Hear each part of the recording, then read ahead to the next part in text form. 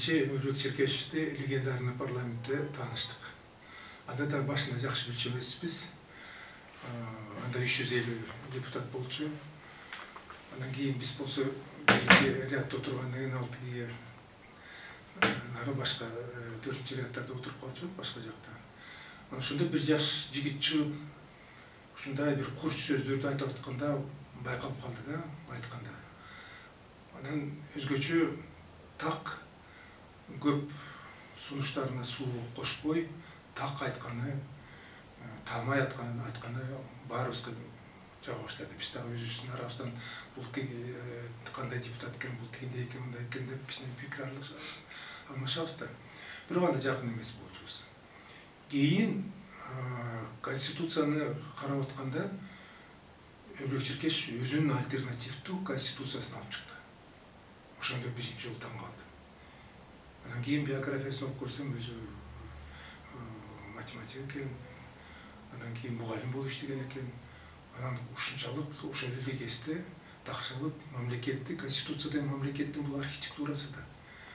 Мындайча айтканда конструктивдик базасы. Ошону билип, баштан аягына чейин түшүнүп туруп, өзүнүн альтернативдүү мыйзамын алып чыкканы мени жаман чоң таң калтырды. Мына ошондон кийин ичимен сыртынан дагы Өмүралиев Эсенкул деген дагы жигит ошол жакта тараптан Ысыкөлдүк жигит экен, ал дагы так сүйлөп, ошентип бир 5-6 адамдар биринчи, экинчи сессияларда эле өзүнүн ким экенин көрсөтүп калышты.